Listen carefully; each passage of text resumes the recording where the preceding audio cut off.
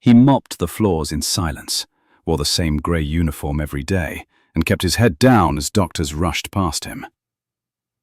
Just another invisible hospital janitor. Until a young surgeon noticed something unusual about his hands during an emergency surgery. What happened next changed everything. Welcome to the Human Stories. Before we begin this powerful story of hidden heroes and second chances, tell me in the comments, from which city are you watching today? And if you believe stories like these deserve to be heard, hit that subscribe button. The Walter Reed Medical Center operated like clockwork. Doctors saving lives, nurses working miracles, and somewhere in between, cleaning staff keeping everything spotless. Harold Martinez had been part of that invisible workforce for 7 years.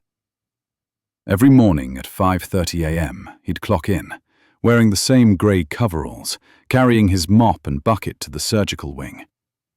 He never spoke unless spoken to, never lingered where he wasn't needed. Just cleaned, methodically, quietly, efficiently. Most staff barely noticed him. He was background noise, the man who emptied trash cans and mopped blood from OR floors. What they didn't know was that Harold watched everything. Every procedure, every technique, every movement. Dr. Sarah Chen was different. The young surgeon always nodded when she passed Harold in the hallway.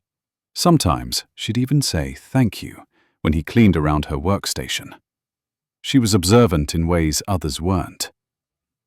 One evening, while Harold mopped near the surgical prep area, Dr. Chen noticed something odd. As Harold moved his mop, his wrist rotated with surgical precision. His fingers held the handle like a scalpel, controlled, steady, purposeful. "Interesting technique," she mentioned casually. Harold paused, looked up briefly. "Just trying to be thorough, Doc." The Dr. Chen caught something in his eyes, a flicker of knowledge, experience. She couldn't place it. It was 2:47 a.m. when everything changed.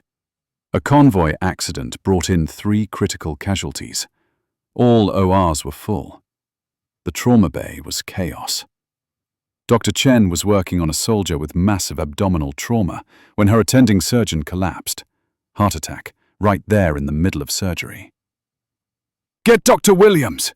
someone shouted. "He's in OR 3 with the chest trauma." "Dr. Martinez is 20 minutes out." The patient was bleeding out. Every second mattered. Dr. Chen's hands trembled slightly. She'd never handled trauma this severe alone. That's when Harold appeared in the doorway. Not to clean, not to mop. He stood there, watching the monitors, reading the vital signs with eyes that had seen this before. "Now irrigate and check for other sources," Harold continued, stepping closer. "The spleen might be nicked." He was right. Everything he said was right. "Harold," Dr. Chen whispered as she worked, "how do you know this?" Harold was quiet for a moment, then, 23 years, Army medic, then field surgeon, Iraq, Afghanistan, places that don't exist on maps. As Dr. Chen operated, Harold guided her through the most complex trauma surgery of her career. His voice was calm, experienced, certain. "Suture depth should be 2 millimeters here. Watch the bowel wall." "Perfect. Now, check the retroperitoneum." The patient stabilized. Vitals improved. They'd saved him. By morning, word had spread quietly through the hospital. The janitor wasn't just a janitor. Dr. Chen found Harold in the break room, still in his grey coveralls, drinking black coffee. "Why?" she asked simply. "Why what? Why are you here, mopping floors when you could be saving lives?" Harold stared into his coffee. "I did save lives. For 23 years. Lost some too. When I came back, the nightmares, the shakes, I couldn't hold a scalpel steady anymore.